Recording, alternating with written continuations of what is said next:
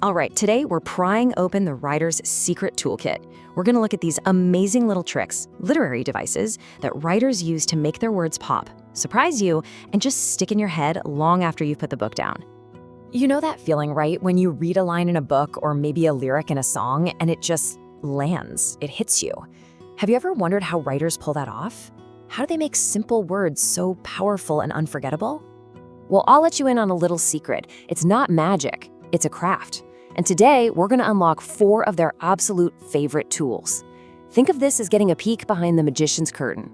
So here's what we've got on the docket. First, we'll see how to give objects a pulse. Then, we'll get into some clever twists of meaning. After that, we'll tackle the art of exaggeration. And finally, we'll listen for sounds that actually make sense. Sound good? Let's jump in. First step in our toolkit is a really cool one, personification. This is the technique writers use to literally breathe life into the world around us. So what is it?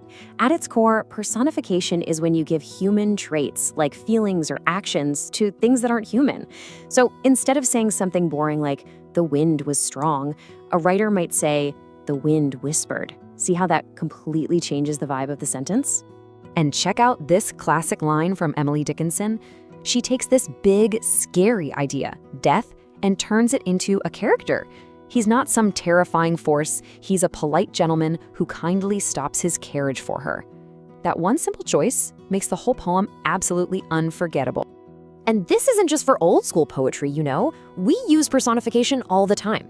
When we complain that time crawls on a slow afternoon, or we say that a big city never sleeps, we're using this very tool to make these huge abstract ideas feel way more real and relatable. Okay, our next tool takes that idea of giving things a new life and applies it to the words themselves. Let's talk about the pun, that clever little twist of meaning that's all about wordplay.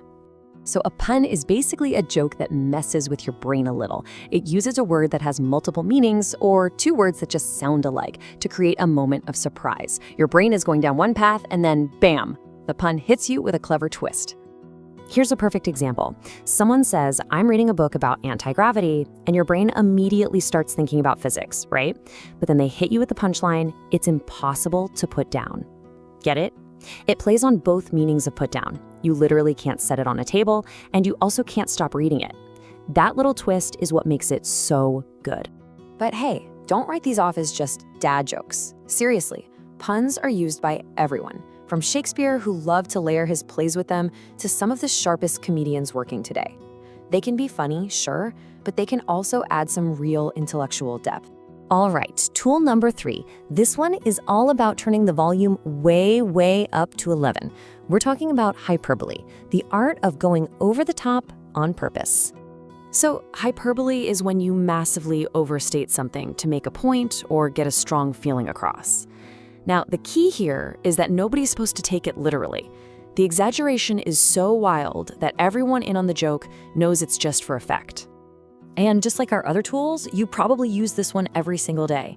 Ever told someone, I've told you 1,000,000 times? Of course you haven't. You're using hyperbole to show how frustrated you are. Or when you say your grocery bag weighs a ton, that's just a more dramatic way of saying it's really heavy. Now, it's really important to know the difference between hyperbole and, well, just lying. Hyperbole is all about emphasizing a feeling. I'm so hungry I could eat a horse. Everyone knows you're not actually going to do that. A lie, on the other hand, is meant to deceive you. I already ate the horse. One creates an emotional picture, the other just creates a false reality. Okay, for our last tool, we're going to switch gears from what words mean to how they sound. Let's talk about alliteration and how writers use the music of language to set a mood. So, alliteration is simply the repetition of the same starting consonant sound in words that are right next to each other or at least close by. It creates this really cool musical quality that kind of catches your ear and makes phrases stick in your memory. The most obvious examples are probably tongue twisters. Go on, say it.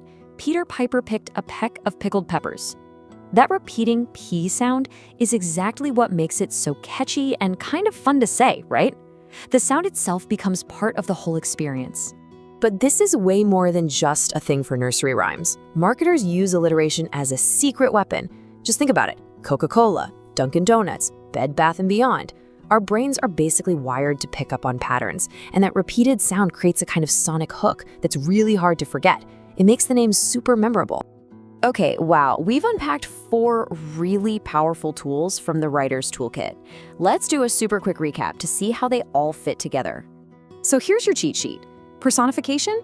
That's your go-to for creating an emotional connection. Puns? They're for adding that little spark of humor and cleverness. Hyperbole is all about cranking up the feeling and intensity. And alliteration makes your words musical and easy to remember. See? Each one has its own special job.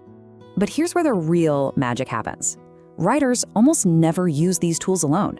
They combine them. For example, saying the whispering wind wailed uses personification, giving the wind a voice, and it uses alliteration with that repeating W sound. It's this layering that creates truly rich and powerful writing. So now that you can see the tools behind the curtain, the question isn't how writers do it anymore. It's where are you going to see it next? In a song lyric, a funny ad, or the next book you pick up? Which one of these devices will you spot first out in the wild? Happy hunting.